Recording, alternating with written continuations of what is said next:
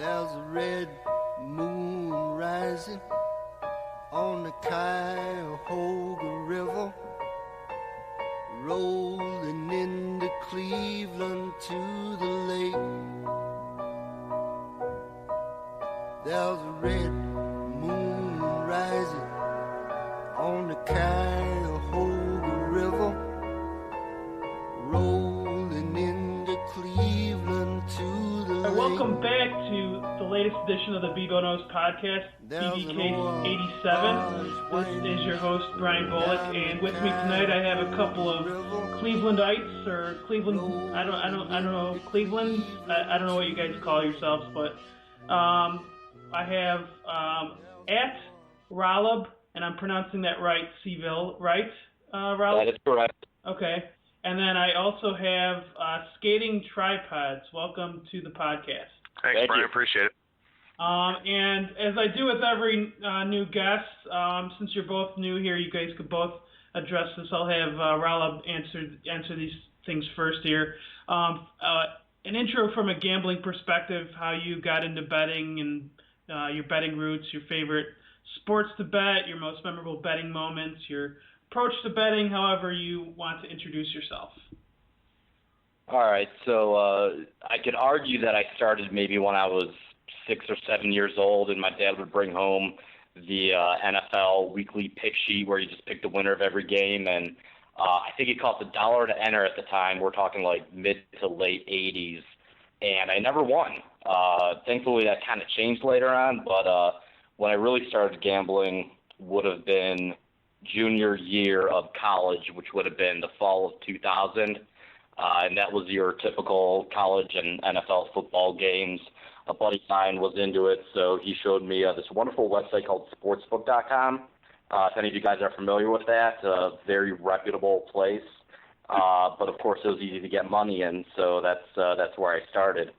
I bet pretty much $10 to $20 on games, nothing big, obviously, just something to keep me interested. And of course, being a college student, $10, $20 wasn't really small change either. So I would say my most memorable moment came a year later, senior year. My buddy and I would, we'd both, gamble a little bit on the games, and every week we would get together and pick our 8 favorite games against the spread, and then we'd put a $10 8-team parlay down. And it was week 6 or 7 of the 2001 season, where our first 6 games were all 1 o'clock games as they came through.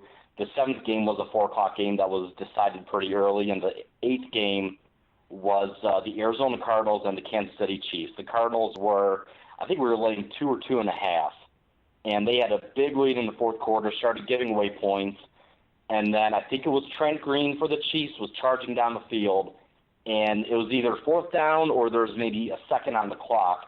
They're on the 1-yard line, and he threw an interception in the end zone that finished our 8-team parlay. So we each cleared about $1,000, and we immediately, like dumbass college kids, went to the mall, bought some stupid stuff that we didn't need. I do remember that one thing I bought was it was like a farting Uncle Fred doll where you would pull his finger and the thing would fart. And the other thing I bought was a case of Great Lakes Brewing Dortmunder Gold, which obviously will probably be another topic, but I probably blew about $100 of the $1,000 winnings, and from there I was off and running. A couple other fun memories were, it was the 2011 World Series. Instead of betting either of the teams, I took Mike Napoli, now a member of the Tribe, to win the MVP, and it might have been like something like 20 or 25 to 1, and he was on his way to winning it, I believe. They were up 3-2 in the series until the Cardinals came back and won games 6 and 7. So that was a memorable loss, I guess. And also, along with other people, I was on the Rays to win the 2008 World Series when a bunch of rec books were still dealing them at over 100 to 1, like into late May, early June. So I jumped on that, and when they finally made the World Series, I basically emptied out my account on the Phillies to hedge it, and that actually wound up being a good good bet. So. Okay, and really quick, are you much of a hedger these days now, or is it kind of a spot by spot approach? No, not much of a hedger because usually the bets I do place nowadays, whether they're through pools or future bets, I'd like to say they're typically plus EV. So, at no point am I probably going to hedge unless, we're talking life-changing money, and that hasn't really happened. So, Okay. but, otherwise I'm typically not much for hedging. Okay. And Adam, to give you a chance to introduce yourself from a gambling perspective, the same questions I asked him there. I don't know if you need me to repeat them there, or if you just want to get going with what your roots of betting and all that. No, I mean, I pretty much have the same story. It was a thing my sophomore year of college, my roommate, who wound up picking the university that I went to out of a hat because he saw them playing in a college football conference championship game. He was actually from pretty far away, but he, got me into it, and I started doing the $5 three-line parlays on that college budget. I'd kind of skip some ramen dinners and go ahead and throw some money down on some of those things, but very, very humble betting roots, I would say. And then, I got into it a lot more as I got older, and it's just one of those things that I really enjoy. I mean, I love the technical aspects of it more than anything. I love watching the markets. I love, interpreting line moves. Really, it's not about the thrill of winning money or anything like that for me. It's a game. You're playing against the odds makers. You're playing against public perception. You're playing against all these different things. And, it's just a real good, analytical challenge for me. And that's really the way that I approach betting. I mean, I'm very big into sabermetrics on the baseball side. So, I try to get my edges that way. But I'll also be a situational capper for college football or for the NHL. I think the NHL is a really soft market if you could take advantage of it situationally. So those are the two favorite sports that I've got. As far as memorable betting moments, I mean, I don't have a ton of them. One of them that really stands out to me is I got to watch Super Bowl 45 in the Superbook out there. At that time, it was still Las Vegas Hilton with my dad. And we wound up getting there early, and we commandeered some seats at a penny slot machine just to make sure that we had, a decent view of the game. But that was really the first crash course that I had in, being out in Vegas and seeing the long ass lines, and trying to get second half plays in was damn near impossible. So, it's just it's something that I've really enjoyed ever since I got started in it at the grassroots, of those awful three-line parlays. But like Rob said, I mean, it's just one of those things that is more of a hobby for me than anything else. I mean, it's also my livelihood working for bangthebook.com, hosting a radio show over there, doing a lot of writing over there. But in terms of putting my own money down on it, it's a hobby. It's somewhat of a supplement, but it's not anything I live off of by any means. Okay, and I have read your even though I haven't really listened to the podcast, I have read some of your write-ups, most notably around the start of MLB season, and I believe you go through each of the divisions and you use the over/under as a analyzing point for each team. And I believe you weren't really too high on Cleveland this year. We can get more into that later, but am I remembering that right? Yeah, you are. The last couple of years I was real high on the Indians, and then this year with the Michael Brantley injury and all the question marks in the outfield, I kind of scaled it back a little bit. Now maybe I did it subconsciously just so I didn't appear biased because, my audience knows that I'm a huge diehard Indians fan. But, I kind of got burned a little bit by them so far, but I'm perfectly okay with it. That's fine with me. Yeah, and obviously there's still a long season to go, but right now I don't think you'll mind being wrong about that, like you said. So getting into the Cleveland aspect of this pod, because it's kind of one of the themes here, and one of the reasons why I wanted to have you guys on, especially with all the success they've had. It must feel kind of new to you guys to have kind of dueling successes here as far as sports go. So as far as the title that you guys won in the NBA, the Cavs won in the NBA, does that one title erase any of the pain and suffering that you guys have gone through as Cleveland fans, or maybe you guys aren't even that big of Cavs fans, and maybe it doesn't resonate much with you at all. Adam, I'll start with you. I'm not a Cavs fan. I really haven't been. I mean, I've been to 4 Cavs games in my life, and I was given free tickets to every one of them. I'm just not an NBA fan. You know, I mean, the whole thing with LeBron is great. He probably obviously saved the franchise, probably kept them in Cleveland. For me, you know, most of my Cleveland sports fandom pain and suffering comes from the Indians. You know, you've got '97, which of course was just absolutely devastating. You know, 2005, they were one of the hottest teams in baseball in the second half, wound up falling short of the playoffs there. 2007, they blew the 3-1 ALCS lead against Boston. I was at Game 5. It's one of the most somber experiences that I've had in my life after that game was over, because everyone just realized, hey, we're going back to Fenway. We're still up 3-2, but this series is over anyway. Wound up being that way. 2013, they get the second wild card, the first year of the best, the one-game wild card playoff. Wind up losing that, even though they would have been the primary wild card team prior to that season. So, for me, it's all about the Indians. I don't really remember a whole lot about the Browns. I mean, I was pretty young when they moved. I don't have any recollection of Red Right 88 or the Drive or anything like that. So, for me, I'm still waiting for my parade. I was happy for my friends. I was happy for the city. But for me, it was good. I mean, I wasn't actively rooting against the Cavs, but it just didn't really move the needle for me a whole lot.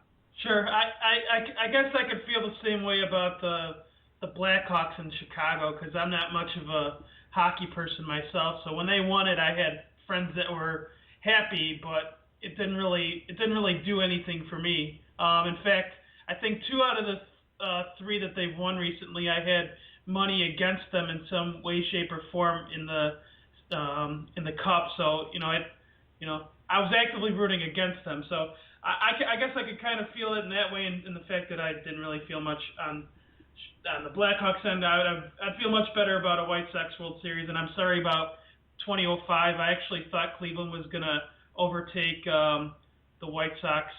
It really looked like it. I think they were within 1.5 after being down 14 or 15 games in August. Does that sound right? Yeah, Chicago actually swept them, and that was pretty much that. There's an iconic picture that kind of was passed around for a while in Cleveland, whether it was in the paper or in the early days of Facebook or whatever else. But Ozzie Guillen with the choke sign with his hands around his neck, looking into the Indians' dugout, still hurts. Not as much as '07, but it still hurts. Yeah, I'm sorry about that, but actually, sorry, not sorry. So, Rolub, as far the same question to you as far as the Cavaliers title, did it do anything for you, or are you kind of in the same boat as Adam with the pain and suffering kind of lingering because of maybe a different fandom? Yeah, same thing with Adam. I'm a number one Indians fan, number one first. For a while, the Browns ran a close second, but the past couple of years have just completely beaten me down. And I used to be a Cavs fan. I was more involved. So I was born in 1980, and I grew up when I was a kid with it was the Mark Price, Larry Nance, Brad Daugherty, Craig Elo, God, who else? Hot Rod Williams, like those days. I was a Cavs fan, and I kind of followed them. I mean, I'm a Cleveland sports fan, so that's, the Cavs championship, I was happy for the rest of Cleveland.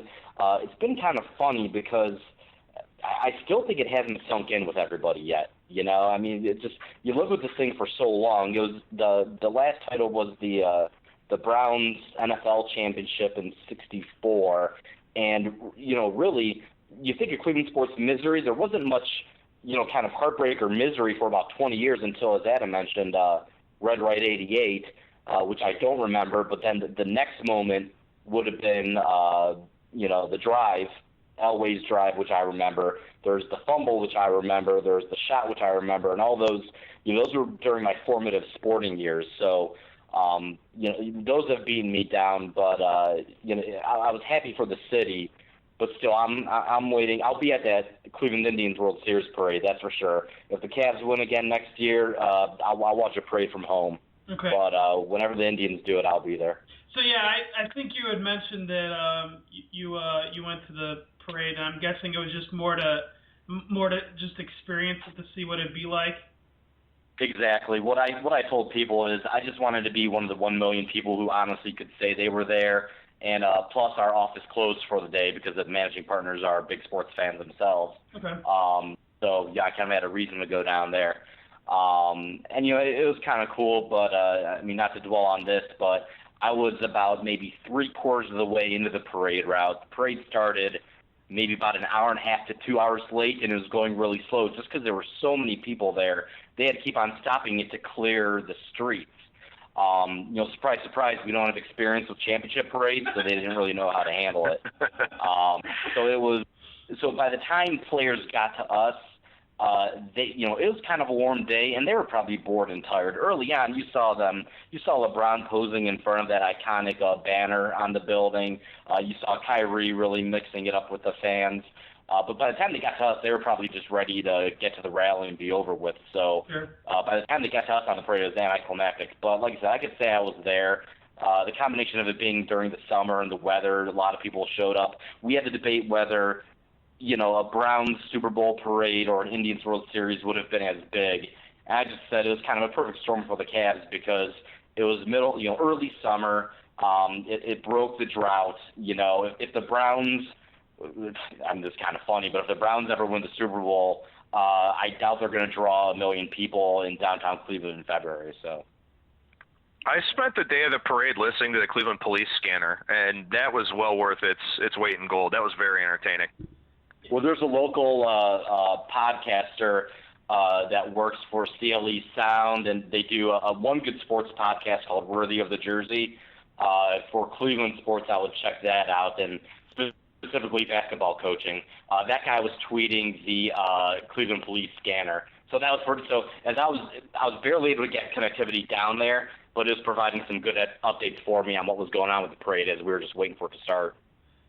Yeah, police scanners during those kinds of moments have to be top-notch listening material. As far as Cleveland goes, just as a city, going off topic, just as a city, do either of you guys get bothered by all the Cleveland jokes, or do you kind of embrace the national perception of Cleveland? Because I know a lot of people. I've seen the Mike Polk Cleveland tourism videos, and I'm thoroughly entertained, but I can imagine that if you live there, you might be a little more sensitive to those things. So I'll start with you on that, Rolub. Do you get entertainment out of like the public perception of Cleveland, or do you get a little sensitive? Kind of neither. Although I guess I would say I'm more entertained by it. I mean, maybe at some point it got bothersome, but maybe just because it got old, Any chance someone gets, they bring up that the Cuyahoga River caught fire. Well, it fucking did in Chicago too, but no one ever brings that up. So, there's all these jokes about Cleveland, but talking about it being it's not a major city, and it's not. I mean, if you grew up in New York or from the West Coast or Chicago, Cleveland's a little bit of a smaller town, but we have a nice thing going here. The last neighborhood I lived in, we constantly had people moving onto our street from California, Manhattan, and they will tell us how they love the city because where I was in Cleveland Heights on the east side, there were a lot of things to do that were walkable distance, movie theaters, bars, restaurants, and they say they just couldn't get over the cost of living. So I kind of feel like we have a pretty good thing going on here. If you want to make fun of us, fine. I'd rather have that than they could keep up that ruse going instead of kind of overcrowding, our city. But as far as Mike Polk goes, I love him, and I think as much as he makes fun of the city and the Browns, he loves the city too. I mean, if he wanted to, he'd probably move on to other things. But actually, he has pretty niche thing going on with the Cleveland humor. So. Okay. And your thoughts on that, Adam? When it comes to the river thing, I mean, get some new fucking material. Like Robbie said, I mean, it happened a long time ago, and actually it was a really good thing for the city of Cleveland because it caused a lot of, environmental reform. But I'm very interested to see what happens going forward with Cleveland being the butt of jokes and guys like Mike Polk, because everyone used to buy into this self-deprecation of we haven't won a title in forever. Woe is us. We're just going to accept, this national perception, the fact that we're never going to win anything. Now all of a sudden it's happened, And like Robbie said, we being Clevelanders, we've never lived in this environment before. So I'm really curious to see how it goes moving forward. And like he said, I mean, there are a lot of neighborhoods that are really growing rapidly. There's a lot of downtown apartment housing now. A lot of young professionals live downtown. The food scene is phenomenal here. The alcohol scene continues to get better. There's a lot of good things going on in Cleveland. And, I mean, there's still wasted land with Burke Lakefront Airport and, the mistake by the lake with Brown Stadium and all those types of things and whatnot. But I mean, Cleveland's really, it is a city on the rise. And of course, I'm biased, born and raised here, and I love it here, and I always have, and I've always stood up for my city. But, there's a lot of good things going on that I think people don't really realize because there are these established biases about Cleveland that it's going to take a lot of time for people to get over those. And I just hope that, that the city doesn't get burned to the ground during the RNC here in a couple weeks. Yeah. What other thing I have to add is, as far as people who rag on the city, I would probably bet that over 3/4 of them have never been here. And they just perpetuate that stereotype.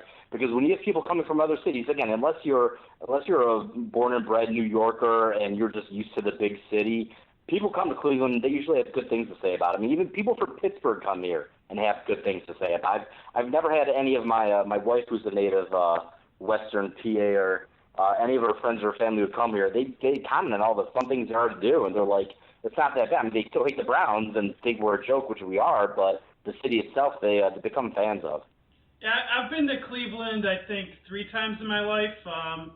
When I was 19 on a road trip, and then a couple of other times. I think I don't know if you guys went to the game, but I went to the first game when it was called Progressive Field. They played the White Sox, and I think it was Tomei's debut as a White Sox.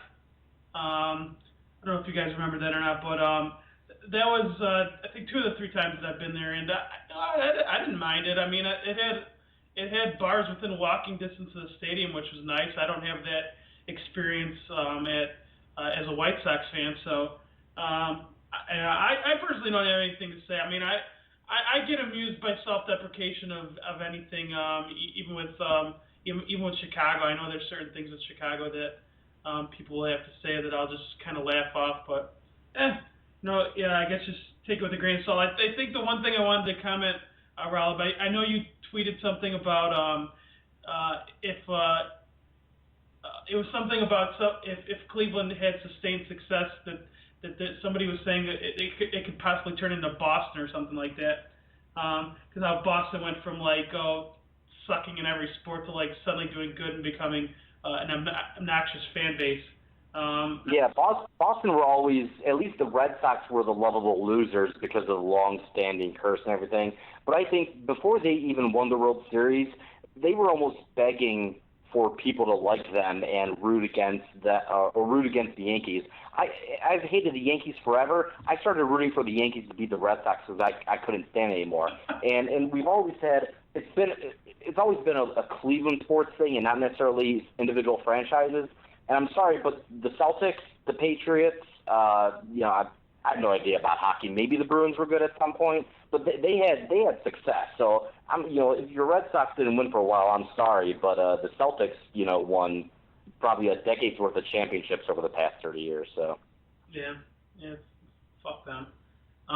Yep, fuck Boston. All right, so the last, I'm going to skip some of these things here. I did want to get your guys' thoughts. I did want to set an over/under because we're all about over/unders and all about gambling here. So I just made up a line, and I don't even know how good of a line this is because the Indians are I don't know. I think we discussed close to 7 or 8 to 1 to win the World Series now. So as far as an over/under, I set over/under 7.5 years on the next Cleveland sports title. So let's just say before 2024 or after that. So Adam, what do you think? Man, that's such a difficult question because the Cavaliers still, I would say at this point, are the best shot. I mean, the Indians have a great starting rotation. They have all the chances in the world. We'll see if their financial limitations are something that does hurt them, going forward here this season. The Browns, it's such a work in progress with a brand new front office. They're going more analytical now. That's going to take time. So the Browns are out. The Cavs, I mean, how much does LeBron have left in the tank? With the salary cap, they don't really have a whole lot of wiggle room to add pieces. I want to say under, and I want to say that it'll hopefully be the Indians that do it, but I don't know. I mean, that's a really tough thing where you've got three major sports teams that realistically maybe in a sense 1.5 of them has a shot each year. So I hope it's under. That's all I can say. Okay. And Rolub? This is probably one of the first times I'm going to sort of disagree with Adam here and say, Brian, that's a horrible line. I'm going to take the under. One, I'm sorry, but the Cavs, again, are probably going to cakewalk through the Eastern Conference playoffs next year.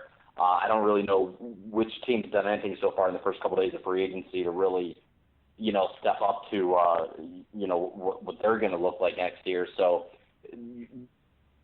they're basically heading into the NBA Finals next year. And again, I'm not saying that I'm not even a Cavs fan, so I'm trying to not say that from a cocky, I love the Cavs attitude. I just look at the Eastern Conference and say they're probably in the Finals next year, barring major injuries. And as far as Indians, yeah, I'm going to be optimistic because they've got a nice 3-year window of contention right here from 2016 to 2018 with the core that they have signed.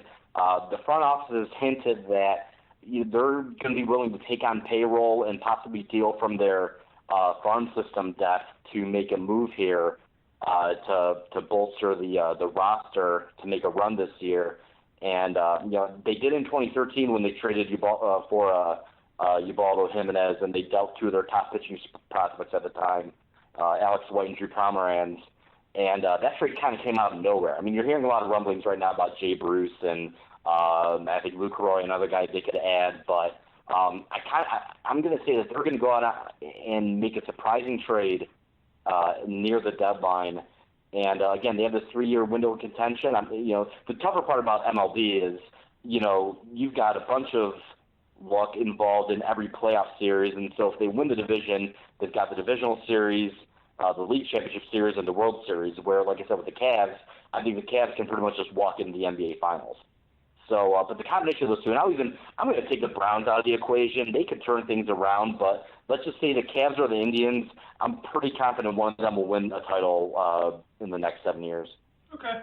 And I don't even know if that was a good line. Some people could probably say, that was a terrible line, but I was trying to think of a reasonable line, but whatever. All right, so let's touch more based on the Indians now to get into the spirit of the season here.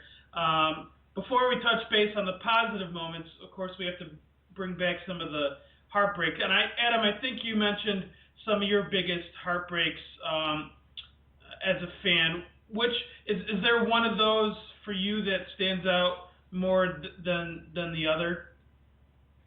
Well, for me, it's the ALCS in 2007 because in '97 I was younger. I didn't really understand the gravity of the moment as much as I would now.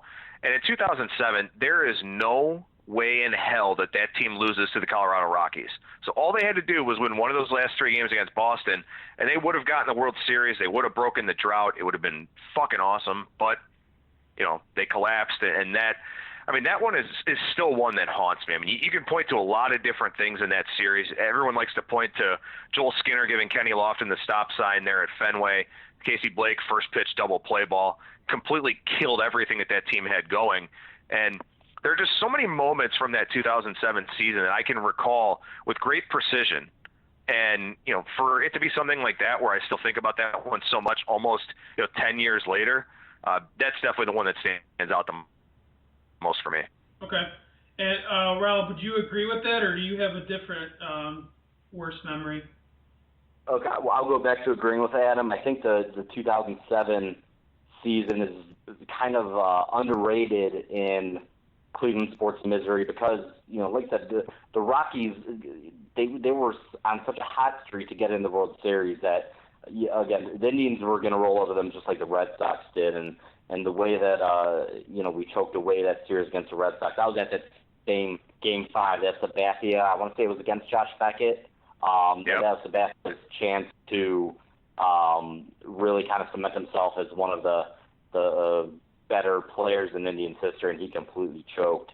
So that was big, and that ties into my biggest piece of sports memorabilia. I guess biggest, but maybe most quirky. I have a strip of 4 tickets for the 2007 World Series that say Cleveland Indians versus Colorado Rockies on it. Yeah. I had them purchased, and I still got those, and I look at them every once in a while, just kind of chuckle, and then cry for about an hour. But I just think that series was underrated. And, again, the '97 World Series. Everyone remembers that hit that went over Charles Navy's glove, and after Jose Mesa blew it. 2000. I mean, you go back to 2005. The Braves. The Braves benefit from a pretty generous strike zone in that series, but they were a damn good team. You could say they deserved to win it. It was just a shame that the offense that the Indians had in '95 went to waste. I'm actually looking right now. I have a poster of Albert Bell commemorating his 50-50 season of 50 home runs, 50 doubles. And, that lineup in '95, you had Jim Thome and Manny Ramirez, I believe, batting either 6th and 7th or 7th and 8th in that lineup. Yeah. So that kind of shows you the kind of firepower they had, and it was just kind of ridiculous. So sad that neither one of those teams could have done it, but again, 2007 was up there, but I think underrated in local sports fandom. 2007 wasn't even mentioned in that shitty Believe Land thing. Not a single mention of that. And that was probably quintessential Cleveland. If you really wanted to put something in a documentary, you think you would put that in there? I don't know. Yeah, and the problem was with that series, there wasn't one whoops moment where it whether it was Mesa blowing the save or anything. I mean, it was just Sabathia had a poor outing in Game 5. People bring up again, Skinner holding up Lofton at third, but these weren't things that completely changed it from the Indians being favored to win to not being favored. So. Okay.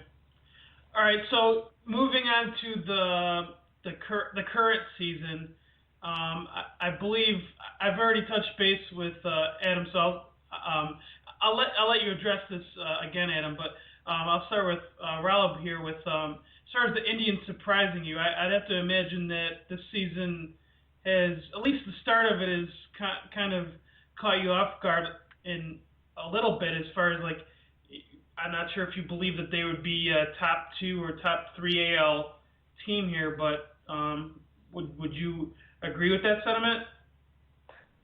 I mean, I wouldn't go as far to say that I thought they're going to be the top, 1 or 2 teams in the AL. To be honest, I definitely thought that they would win the division this year. I mean, to be honest, I was more surprised the past couple of years when, they looked good on paper, according to the advanced analytics, and it just never came through on the field. So this year, all the advanced stats saying, hey, this is a pretty good team, it's finally, happening on the field. So, like I say, I'm not surprised. I mean, the winning streak surprised me. I mean, that was kind of fun. But, I expected them to be a very good team. 90 wins. I didn't expect that many, but I mean, that's, they're hashtag on pace for that. So on pace to live forever. So yeah, Adam, I think we touched base on a little bit of that in your intro there, but I don't know if you had any more to add than what you had mentioned before. I think the hard part for me to wrap my head around is how good somebody like Rajai Davis has been. Mike Napoli's hit for a ton of power. He's had a really good bounce-back year, particularly against right-handed pitching.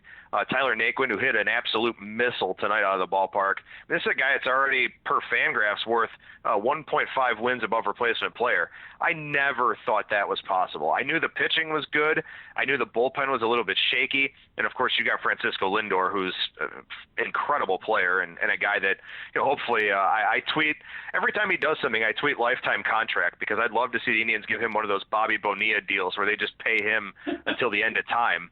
But the individual performances that have comprised this season, like with Davis, Naquin, Jose Ramirez has been fantastic. Lonnie Chisenhall has been really good. Those are the things that have really surprised me. I figured they had a good shot to win the division. I figured the Royals would regress. I got to a point where I didn't think that they were going to, just because they kept defying so many things for 3 straight years, basically. I'm surprised, like Robbie said, to the degree that they're playing.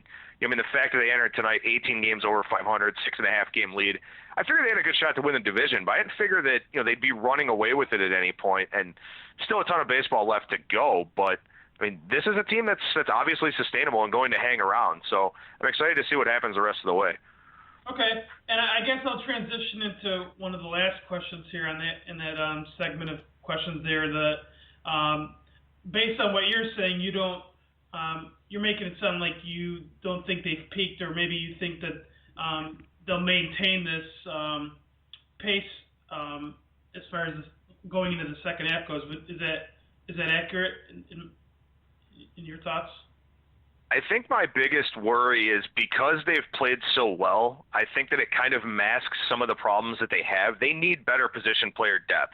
There's no way I would expect Rajai Davis and Mike Napoli, 2 guys who are well on the wrong side of the aging curve, to keep playing like this throughout the second half. So they need to do something. They need to get proactive. And what worries me is that when you go out and win 14 in a row and you're 18 over 500 heading into the last series before the break, maybe you get this false sense of security that you have all the pieces you need. I think they have a lot of the pieces they need, but I'd like to see them get a bat, definitely a bullpen arm. They need at least 1, maybe 2 of those. So I think that if you're proactive, you can maintain this pace because you can do things that will, kind of limit possible exposure for older players, or even a guy like Lindor who's in his first full major league season. You want to try to give him days off wherever you can. Doesn't get any days off because he's going to the All-Star game. So they have to address depth. And if they do that, then I think that this is sustainable. And this very well could be, the team that wins the American League. And at this point, given what I've seen so far, it wouldn't surprise me. Okay. And your thoughts on that question, Rolub, as far as whether they've peaked or whether you think they'll maintain this? Yeah, I'm going to say they're not going to win another 14 games in a row. Well, I don't think they will, but I think they'll probably come close to 90 wins. They're going to, they're not going to get better, but they could probably maintain what they're doing. I think, I kind of disagree on some of the surprises with Napoli I think is around replacement level. Rajai Davis is having a pretty good year, but I'm not too concerned about them regressing. I'm actually, I don't think Tyler Naquin's going to keep this up. I mean, his BABIP is probably close to 500. It's ridiculous how that's probably not sustainable, and I don't think anyone's expected this out of him. Also, I like Jose Ramirez, but I'm not as big on him as other people have been the bat. So I think that's going to regress a little bit. 2 other things I'll mention though are about a month ago, I think Francisco Lindor hit the 162 game mark for his major league career, and I believe his F-WAR was between 6 and 7 at that point. And that's Mike Trout level wins above replacement. And I don't think really he gets the credit for that because a lot of it is the glove. But the bat's played pretty well, and we haven't seen a sophomore slump from him. The reason I'm really excited about the Indians for the playoffs is you have a 3-man rotation of Carlos Carrasco, Corey Kluber, and Danny Salazar.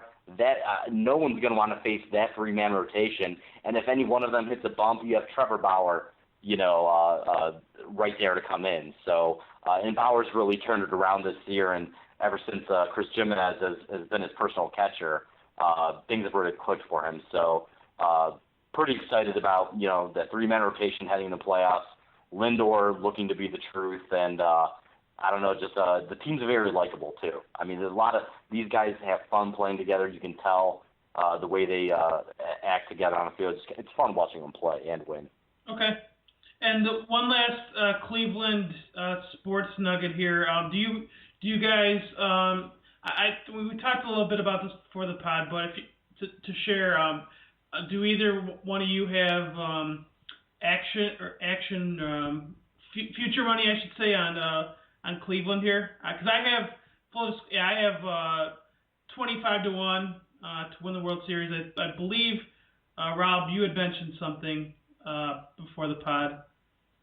Yeah, my buddy placed a bet for me while he was out in Vegas for a UFC fight, and I'm pretty sure it's 20-1, not 25-1, because it was like I said, I think right before Carrasco came off the DL and before they went on this tear. So it's a nice 21 bet on the World Series, mainly because he couldn't find division odds, which is what I really wanted to bet. But I'll take the World Series bet since it's like you said below 10-1 at this point. Okay. Did you bet anything, Adam, either before or during the season? It's actually an annual play on me for the Indians to win the World Series, even in some of their shittier years, 2009, 2010, 2011, 2012. It's just something that I do, just hoping that I can enjoy the taste of victory just a little bit more. So it's an annual thing, and it'll continue to be because, hey, why the hell not, right? Sure. Yeah, the only time I've actually bet on the White Sox was last year, the same day that they signed Samardzija, and I was like, this line's gonna go down, blah blah blah.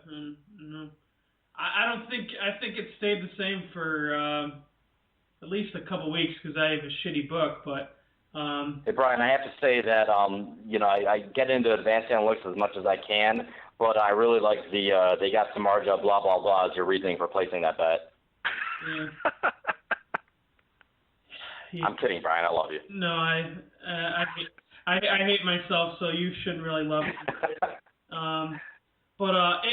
Speaking of, if you wanna, I know this was the part of the pod that you said if you wanted to go grab a beer, you could. Oh, great! Yeah, I was even gonna interrupt you to mention that, so I'll probably be out for a few minutes, heading back into the main compound with a new beer here. That's great. All right, so me and Adam here will talk.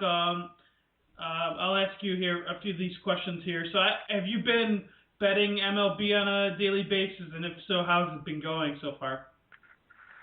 Major League Baseball, it's such a grind. I mean, it's a really difficult sport to bet because a lot of times, you're looking at value on big dogs. You're looking at kind of going against, fortunately, like a team like the Cubs, for example, lately here, they've kind of run into a little bit of a wall. So, if you've been looking for spots to fade the Cubs, like Jason Hamill is a good spot to fade them, major regression candidate per the advanced metrics, then you've gotten a little bit fortunate there with that. But I play it every day, and it is such a grind. I mean, it's a grueling sport to play. 162 games. I think it's a 182-day season if you include all the off days and all that type of thing. So, like a good buddy of ours, MLB Dream Picks, the Texas Rangers have been a giant pain in the ass this year because they just keep overachieving in a big way. It's incredibly frustrating. But Houston was another team, and MLB Dream Picks and I were talking about this on Twitter, that was a team that for the first 8 weeks of the season, they were just terribly underachieving, and now they've really fired it up, turned it around. But that was a team that, there was so much hype about them going into the season, and I thought that it was justified. I mean, they do a lot of things that, from a sabermetric standpoint, I like. They strike out a lot, which, is what it is, but they walk, hit home runs, steal bases, decent defensive team. So they were a team I got burned on a little bit earlier in the year, but I do a lot of regression analysis handicapping because I look at the advanced metrics, and the problem with doing that is there's so much variance in baseball, there's so much volatility that regression can come gradually over 4, 5, or 6 starts, or you can have a guy go out and throw a Derek Holland and give up 10 runs in 2 2/3. So it's tough to handicap the way that I do, but I'm such a big believer in the advanced metrics that I have to stick with it and, just continue to adapt because the odds makers can't go that deep into baseball. They're not really interested in doing that. There's not enough of a betting handle. There's not a whole lot of exposure more often than not. So I feel like it's a sport where I've got probably the biggest edge just because I dig the deepest into the data. Okay. So with other sports, I assume that did you find MLB? I mean, obviously MLB has lended itself, or at least from my perception, it's lended itself, at least for the most amount of years, to be the most statistical, the most advanced stats.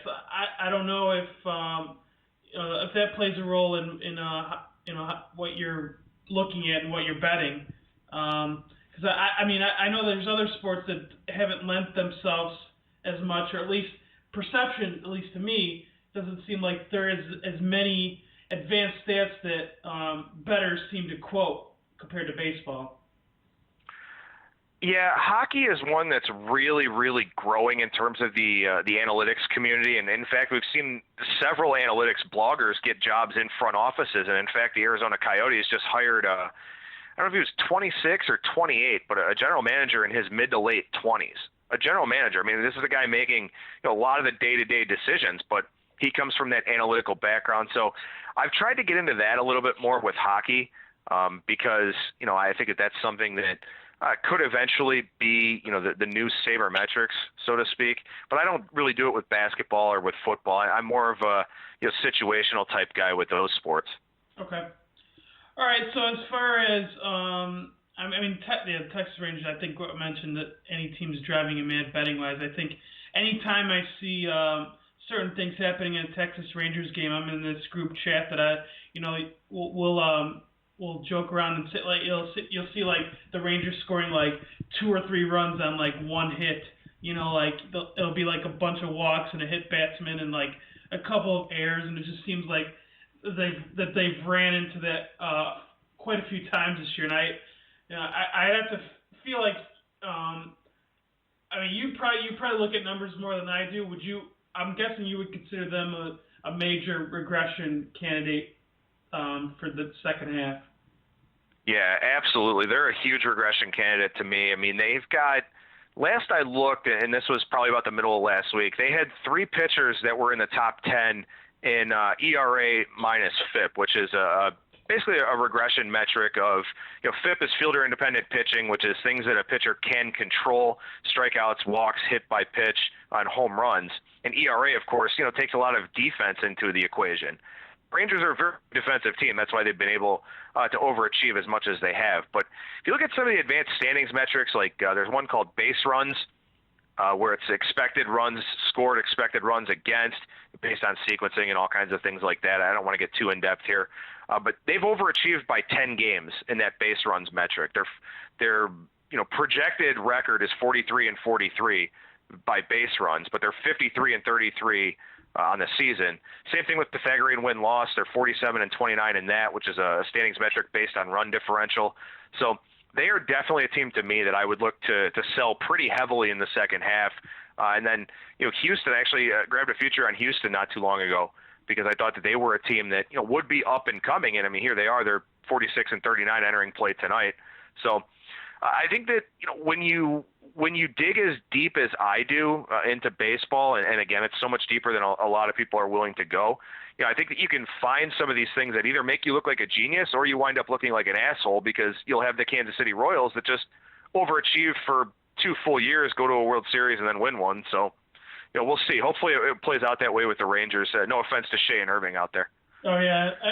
And she'll be hopefully listening to this and getting angry at this statement, but I'll have to talk to him. Have you ever had a chance to meet Shea? He's a pretty genuine character. He's pretty genuine to how he represents himself on Twitter and Dan Patrick. You ever had a chance to meet him? Never had a chance to meet him. I talked to him a little bit. He was actually in Akron a couple of weeks ago, and I sent him a DM. I said, "Hey, how long are you gonna be in town?" And he was only in there for the night. But okay. I would love to throw back some beers with that dude and just listen to him rant and go apeshit about something. Yeah, he's very political. So if you want to ever pick his brain about politics, I don't know how much he goes into politics these days on his podcast, but I digress. So. We'll skip one of the other questions here I have on the outline here and go into the All-Star format since the All-Star game's coming up. Do you think that the All-Star format should be set up differently? And if so, how would you change it? I hate the All-Star game. For one thing, I think one of the worst things that any commissioner has done, in terms of altering the postseason is that, when Bud Selig made the All-Star game mean home field in the World Series. That is absurd to me. That game is an exhibition game. I mean, the players care to an extent, but it should have absolutely no bearing on anything, in terms of the postseason. You can't really do this, but fan voting is a joke. I mean, you had Omar Infante as an all-star for a while there in the voting, and that guy's terrible. So if you could take fan voting out of the equation, or at the very least, limit how much it means, I think that would be something that'd be really helpful. Also, when I was a kid, I loved the home run derby. And I very much remember Josh Hamilton's performance at Yankee Stadium, which, I wasn't a kid for, but that was something special. That put some life back into the home run derby for a year. And it's just, I don't know, to me it's a boring event now. I mean, I don't even watch it. I don't watch the All-Star game either. I just like the fact that it gives teams, 4 days off during the busy Major League Baseball season. Sure. Did you take much stock into the whole having a pitcher's home run derby at all? I mean, I think it's asinine with what you pay pitchers nowadays, and the fact that these guys could go out there for show and possibly tear an oblique or wind up doing something else. If I was in a front office somewhere, or if I was a manager, I would hate that idea with every fiber of my being. So I'm glad it's not going to happen, because we deal with enough pitcher injuries. There's so much Tommy John nowadays, torn labrums, all that type of thing. There's no reason to add any more risk for pitchers in my mind. Okay. All right. So you mentioned your discuss of the All-Star format there. The last question here before we moved into the segment where Rolub can come back. Maybe Rolub can answer this after you're done here. But the last bit here I have, the last two teams standing in October will be. The homer in me wants to go with the Indians, of course, because, like Rolub said, that starting rotation in a short series, whether it's best of 5 or best of 7, is really, really hard to beat. As of now, I would say the Indians and the Cubs, but of course that's, kind of open to interpretation based on what happens at the trade deadline, because if Boston goes out and gets another ace pitcher to throw in their rotation with that lineup, then that's a force to be reckoned with. I mean, they went out and, they've done it in the past, and there's always a chance that they do it again.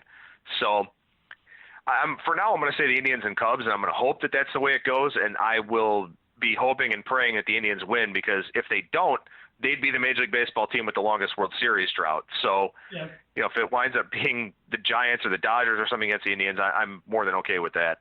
Okay. Rolub, are you back yet? I am, and I'm actually halfway through that beer I grabbed, so I'm going to have another beer break at some. All right. I would have gone Indians Cubs, but I'm going to go a little bit different. I'm going to say Indians Giants. I'm sure you guys have seen Uribe just okay. Did he just whip it out on live TV?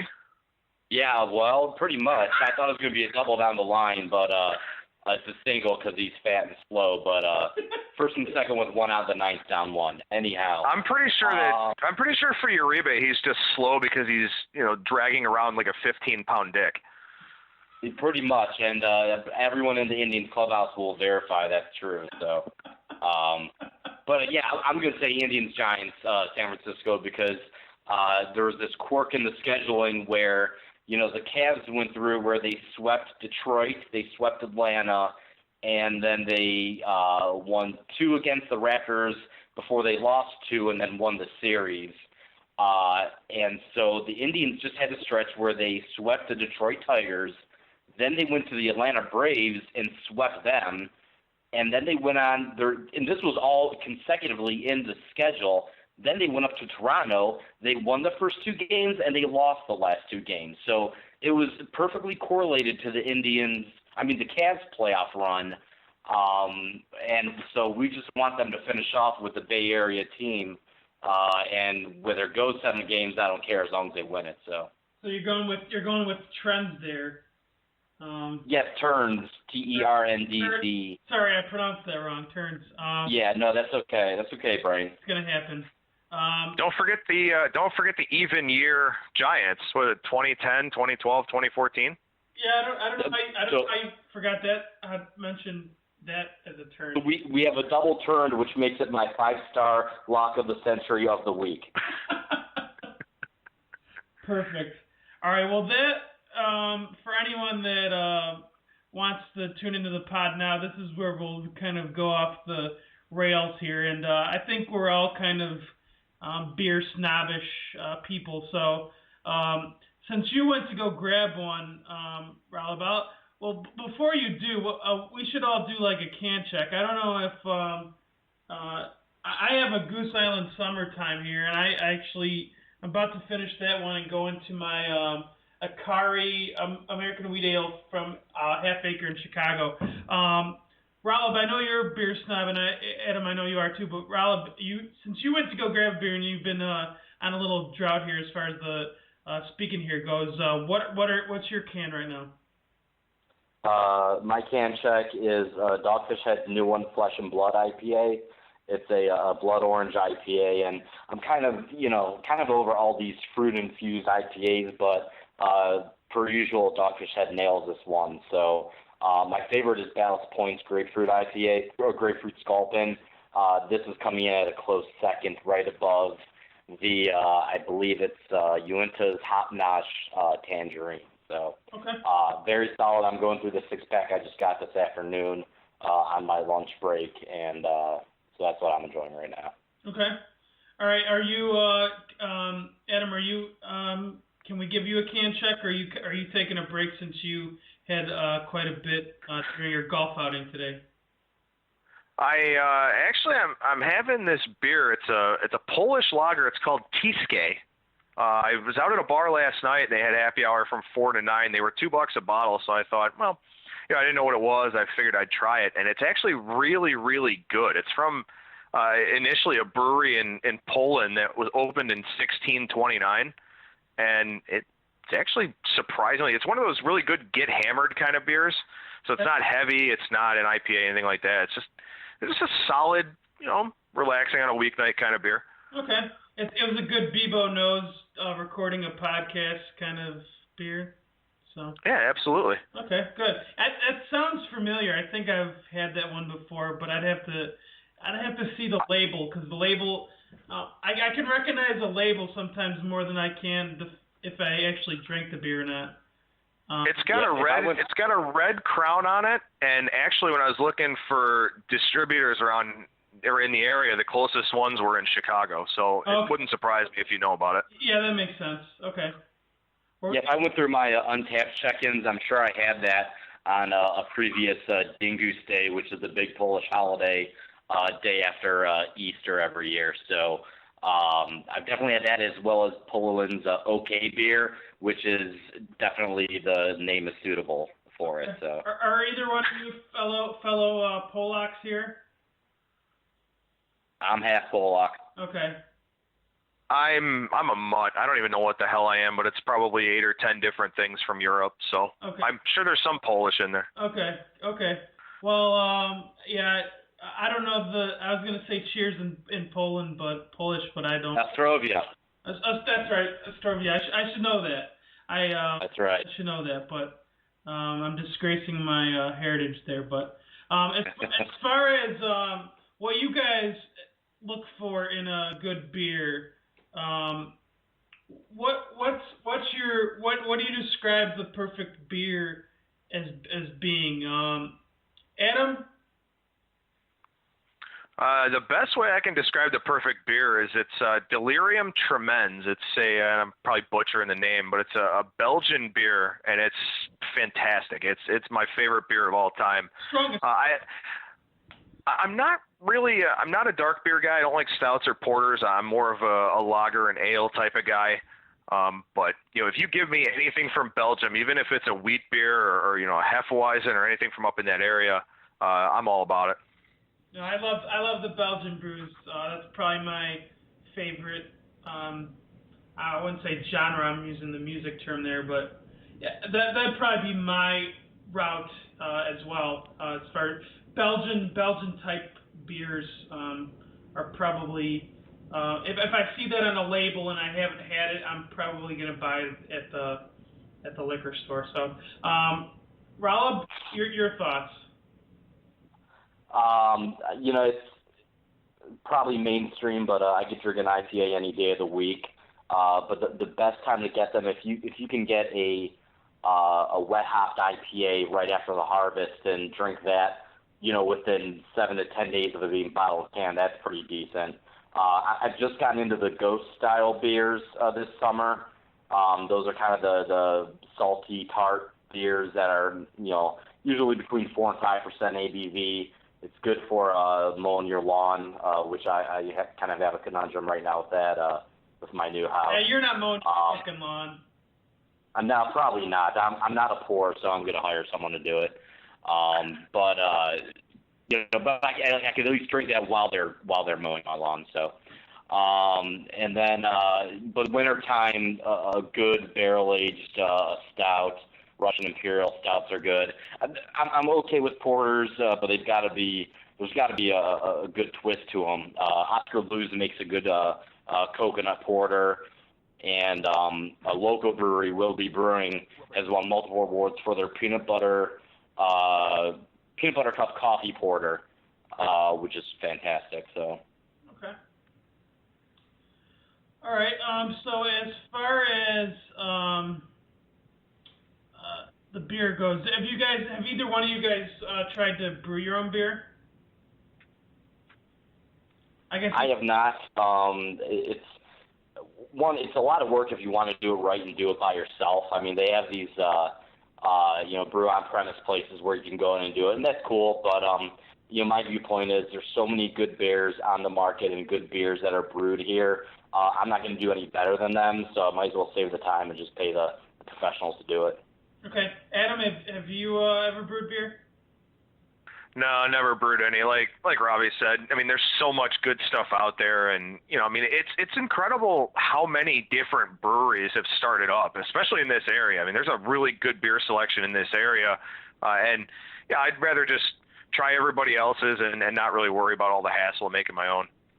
Now, I forgot to ask, do you guys both live within walking distance of downtown where you could actually explore like these different breweries that are coming up? Well, I'm about a 15 to 20 minute drive into downtown. Oh, that's my new because you moved. That's right. Right. My previous place, in a Reed suburb called Cleveland Heights, there were a lot of walkable bars and a good bottle shop. But none. There was actually a brewery that opened up in the past couple of years, but they don't really distribute much. So, but if the best one in Cleveland is Fathead, but they're actually on the west side in North Olmsted, and they also have a production brewery in Middleburg Heights. But if you get downtown, you could not downtown, but actually the west side, Ohio City, you could hit Great Lakes Brewing, Market Garden. Those are where some of the bigger ones are, but there's plenty of different pockets within the city to find some good craft beer, whether it's brewed here or, good bottle shop or bar. Okay. What about you, Adam? Are you within walking distance to any of the good breweries? No, but a lot of them are. I mean, like even Willoughby's a good one, and Great Lakes, of course, is over there in that Ohio City area, along with Market Garden, and it's nice because a lot of the good bars are kind of I don't want to say, I guess, congregated in the same neighborhood. So I mean, you just kind of bar hop, whether you go west of Cleveland and Lakewood, or right on the outskirts of Cleveland and Ohio City or Tremont. A lot of these places are grouped together, and that's really nice because then you just Uber or Lyft or whatever the case may be, and just get hammered and let somebody else take you home. Yeah, sounds good to me.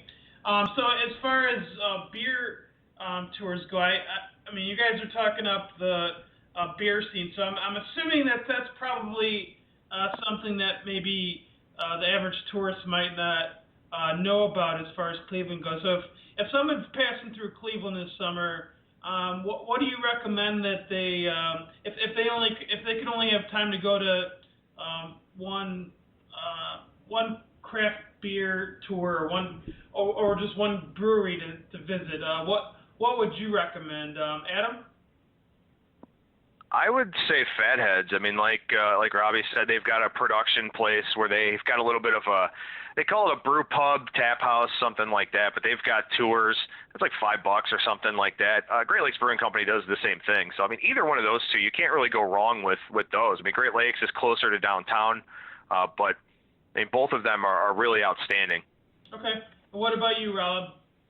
Yeah, Fathead's is definitely number one. I haven't been on their tour, but you can't go wrong going either to their brew pub restaurant or the production brewery, which, they do have a tasting room there and a smaller menu, but, they'll have all their flagship beers on tap. They'll have a couple different, brewery-only beers on tap. They bring in some guest beers.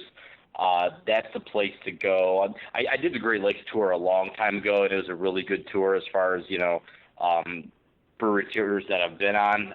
So if you're hell-bent on doing a tour, and I can't speak for Fatheads because I've never done it, so maybe theirs is good. But you can do Great Lakes, but like Adam said, it's also closer to downtown. Hit a couple other spots, but if you can only do one, I'm putting my vote for Fatheads. Okay. And I'll speak on behalf of Chicago here and say I enjoyed. I went on a couple last year. The last one I went on was for my bachelor party with real life friends. I had a Twitter bachelor party that the turnout only turned out to be 2 people, but it was fun. In real life friends, we went to the Revolution, and I believe Revolution distributes pretty well to the Cleveland area, if I'm not mistaken. Is that correct? They started coming in a couple of years ago, okay. And I have a good buddy who lives in Chicago, and we visited him probably once a year. And I went to Revolution before they started sending to Ohio, and I was just completely impressed. One, with the brew pub restaurant. It's a very cool place. Kind of on the outskirts, though, as far as I remember. It wasn't exactly near anything else we were doing. But great food, great environment, and their beers were great. And it was probably a year after that they started distributing to Ohio, which was a nice bonus. My favorite beer of theirs isn't one of their regular ones, but they do. I forget what the name of the series is, but they're these bombers that come in a box, and it's this Death Star Russian Imperial Stout that's just phenomenal. Every year that comes out, I grab 2 bottles, okay. One to drink and one to sit on. Okay. Yeah, I think my favorite ones from there are A Little Crazy and Fifth City, the ones I would put in the top 2 there. But yeah, that was actually within walking distance from my train apartment, if you didn't know that. Okay. So yeah, I had like a brew card and all that stuff, all that crap. I never got that last growler refill, so I'm a little disappointed in myself for that. But yeah, Revolution. Yeah, there's a friend of ours that's getting married in the brew pub in October, so that's gonna be exciting. Probably, I'm already gonna say it's probably gonna be one of the best weddings I'm ever gonna go to, just because it's at a brew pub. But we'll just have to wait and see. But as far as the last beer question here, as far as summer beers, is there one that if people see it on the shelves that it might not be the most common beer, but maybe one that if you see it in your liquor store, what do you normally get in the summer? Is there a specific one, or are you kind of sampling a whole bunch of different things? I'll start with you, Adam. I like to sample a lot of different things. I had one, there's a place in the Cleveland area called Beerhead that's got a very extensive beer menu, like 26-page beer menu. The first 2 pages are all drafts. I had a Scrimshaw Pilsner from North Coast Brewing. That would seem like a pretty good summer beer to have. Okay. And you, Rolub? Yeah, like I said earlier, I'm starting to get into those ghost beers. If you can find, Anderson Valley makes a couple. Their Blood Orange Ghost is really good. If you're local to Cleveland, Platform Brewing has this Orange Blossom Ghost that they did in collaboration with I guess you call it a craft soda company. Okay. So that's really good. Otherwise, summertime, Founders All Day IPA is the standard for session IPAs. Or you go with a Pilsner, and I like Lagunitas, their Czech Pilsner. Okay. All right. We'll move on. I was going to make this a bigger segment, but after you had mentioned, Rolub, that you wanted to talk about this as much as Adam wanted to talk about pregame stuff, we'll limit the house buying experience questions to one thing here, because I did kind of want to mention it because we were kind of going through, I wouldn't say the same experiences, but somewhat similar experiences. I think everyone kind of goes through a hellish moment when they're doing the house buying process. So before I go through my tip here, I'll have you go through maybe one or two tips.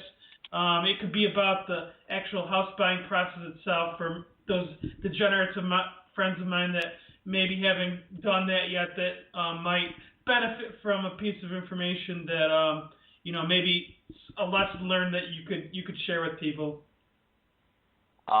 First of all, I'd say if you're going through the home buying process and it goes smoothly for you, two things: good for you and fuck you, because it shouldn't be that easy. And actually, the experience we went through, we had a house. We sold our house and we were closing at the end of March, and we had a purchase lined up that we were going to close a week prior to that. It was going to be perfect timing.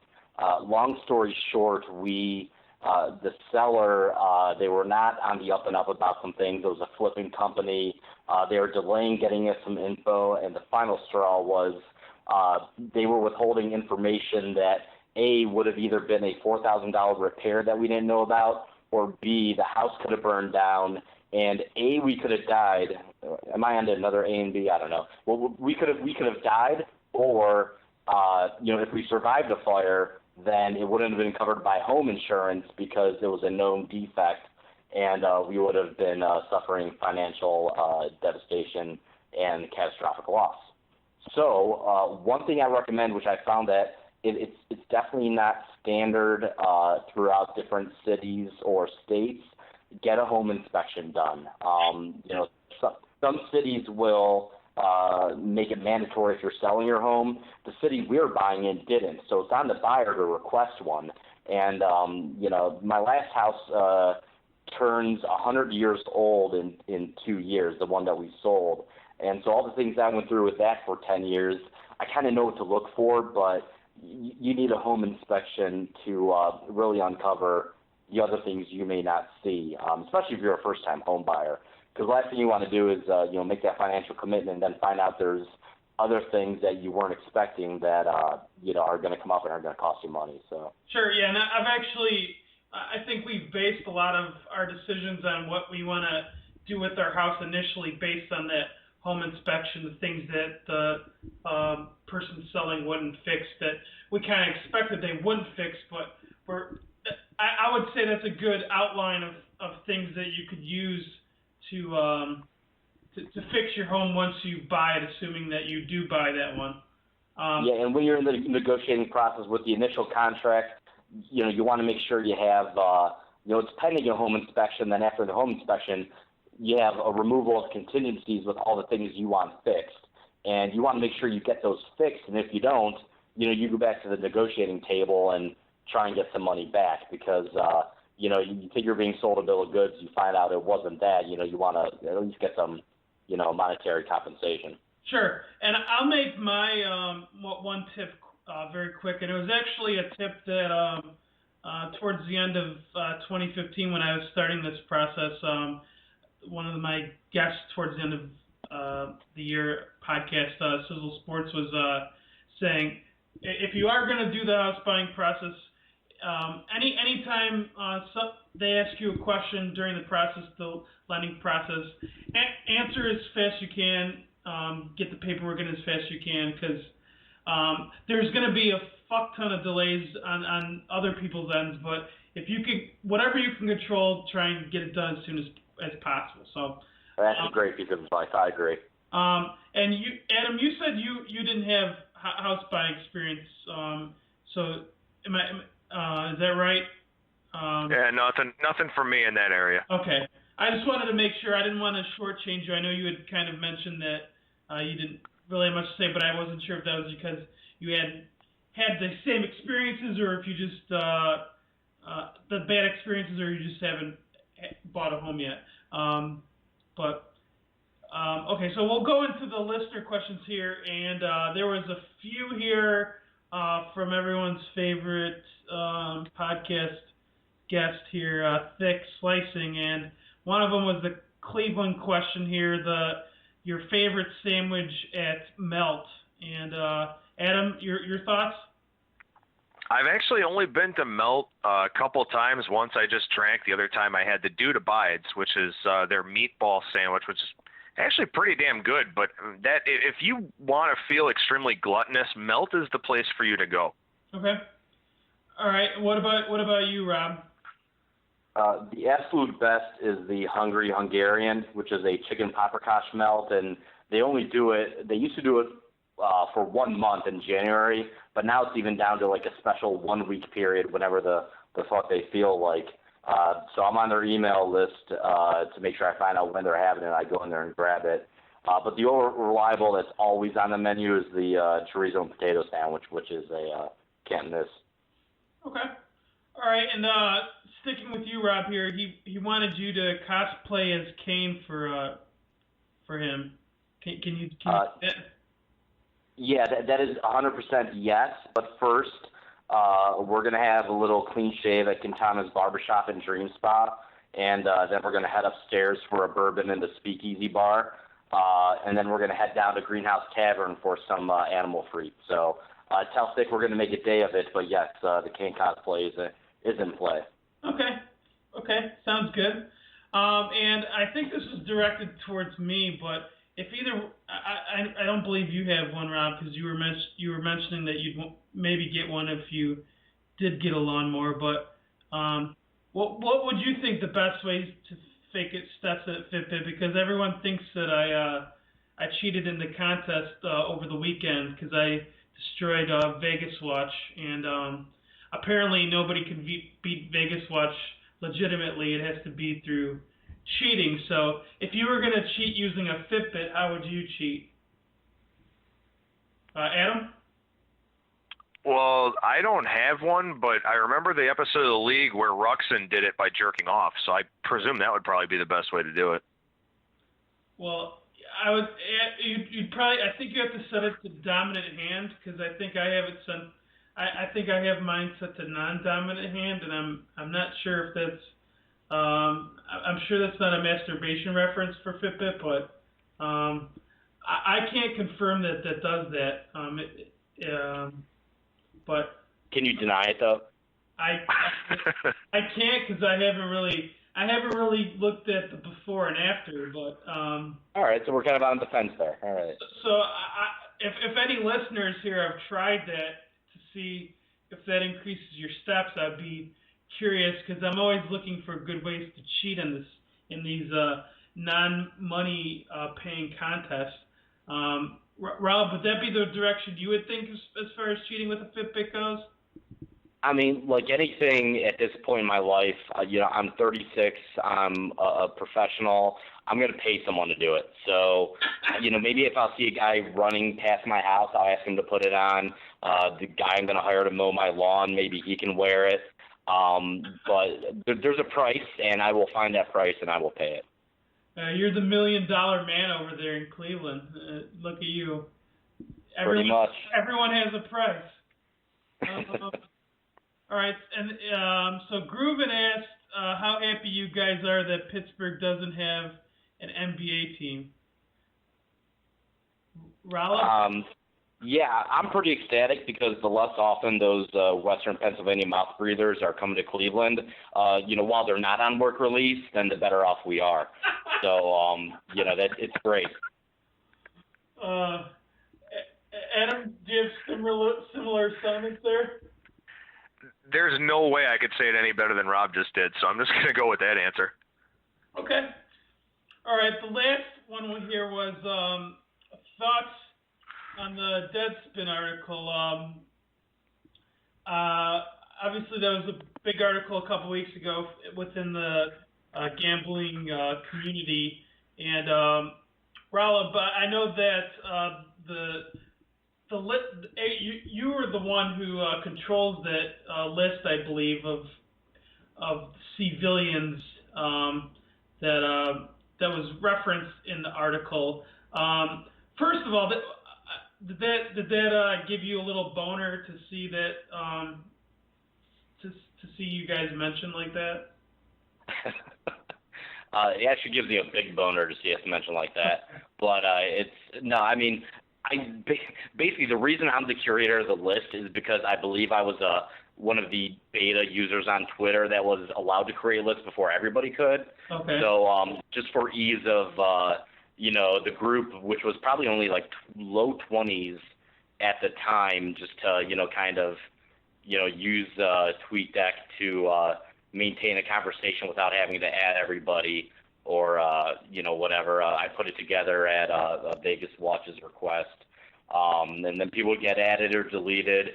Basically, if enough people annoyed me and added me, then they'd get added or removed from the list. And I know Vegas Watch went over this with you in his pod with you, but the genesis of Seville, it's kind of expanded now to include people who just kind of, I guess you would say, were like-minded from the gambling industry perspective. So. Okay. So the Deadspin article itself, I'm assuming everything you read in there was stuff you already kind of knew based on following these people. Was there anything that caught you off guard?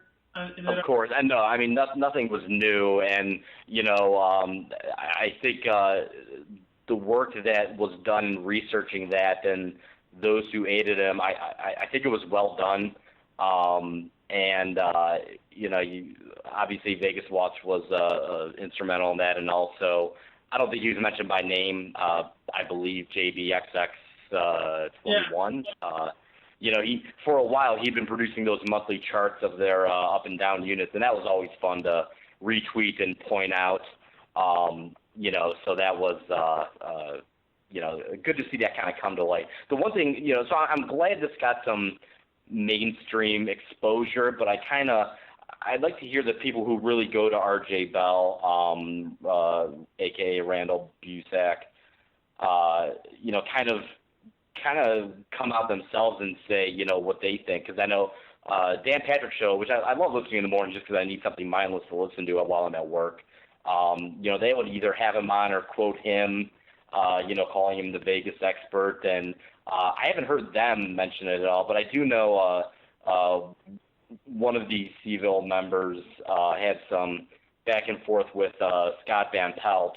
And I think it was Grooven. I know he's had back and forth with him before, kind of contentious conversations.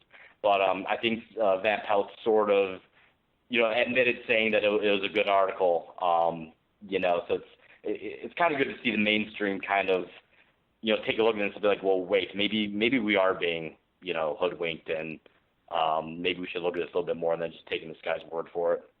Yeah, I kind of the perception that I've seen based on it, I don't think that it's changing anybody's minds that are already on one side or the other. I think at least that's my perception. I haven't seen too many people say, "Wow, this caught me completely off guard." Like the people that are already on RJ's side on this, I feel like aren't really saying much to it, or kind of denying or things in the article. I don't know if you've seen different experiences with this, but that's at least what I've gathered. I'm not saying that it hasn't made an impact, but I don't think that it's really. I think that the people that are still shills are still shilling as much as they can.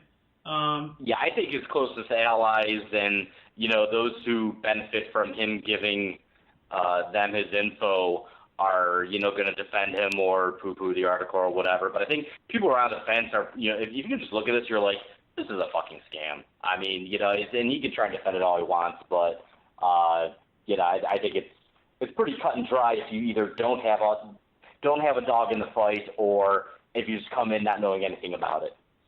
Okay. As far as you, Adam, I know that you were debating on whether you would discuss this or not because you had, there was, you have a friend that's within pregame, and I don't know if you have any, if you care to comment on it, or if you would prefer just to leave it be. No, I'm fine with commenting on it. I mean, yeah, I am friends with Brian Leonard, and I did speak with him after the fact, and we kind of talked about all the data that was there. And one of the things, for me, there are a lot of people that are uncomfortable with sabermetrics that don't really understand what the advanced stats are all about in baseball. And I tell them, they basically quantify what your eyes can see. And that was the big thing here about this Deadspin piece was, I think a lot of us knew that a good number of these guys over pregame were losing handicappers, and all of us know, what the vig is like when you're paying for picks. The rate of success you have to have is very, very high in order for you to show any kind of profit. And I think that was kind of the telling part to me, was seeing just how bad a lot of these guys were, and just how much people got really taken to the cleaners with the fees and all those types of things. But I think that like Rob said, the work that was done was really fantastic in tracking all of this. And as somebody that works in the industry over there at Bang the Book, I talk about legalization on the show. I talk about that push for legalization and how honesty and transparency are so important in an unregulated industry. And hopefully that is what comes out of this. You're educating the public. You're bringing a lot of things to light that, people can address now. I think it's a good thing moving forward, and it's especially a good thing moving forward to not have RJ Bell as the guy that's the face of sports betting, because, he's not an odds maker. I don't even know if he bets. I certainly don't think that he's as, in tune with the industry as the perception, of him would suggest. I think he's nothing more than a salesman. And I feel like with the findings in that article, with the things that were said about RJ, and then of course, with his very empty response to the article that was out there, hopefully it's something that pushes him to the back pages, and we can get somebody that's more representative of the industry out there in the mainstream, because mainstream media has picked up on this. I mean, the odds are on ESPN's ticker. CBS has its own side site for betting on sports. Fox Sports 1, of course, has embraced it. So I think overall, even though I do have a couple of friends that, were over there, and I mean, it is what it is. They had bad results, and they need to own up to them. But I think that the big thing here is that, it's going to move us in the right direction in terms of legalization, maybe not in a direct way, but in an indirect way that, like I said, I think it's something that's beneficial long-term for sure. Okay.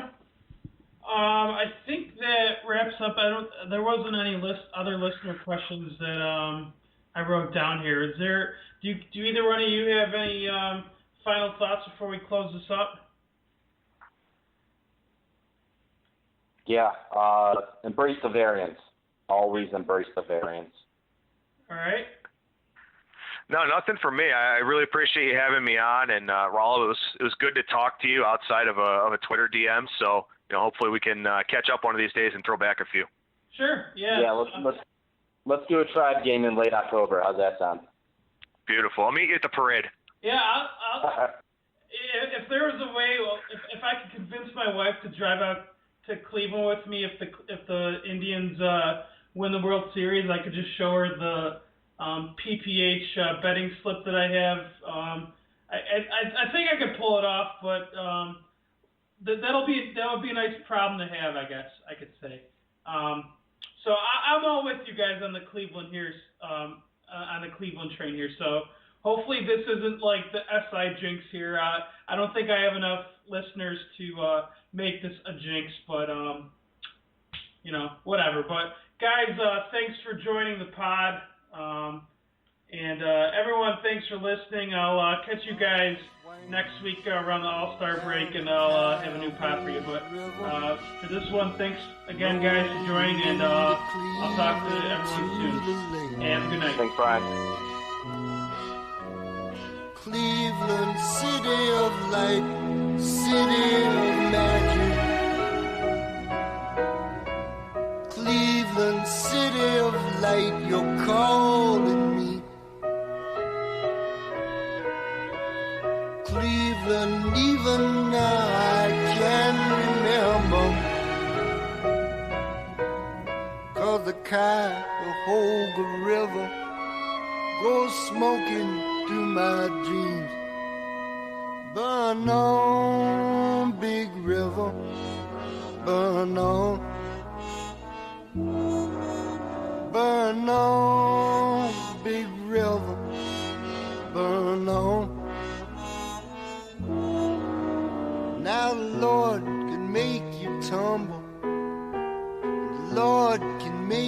turn. The Lord can make you overflow.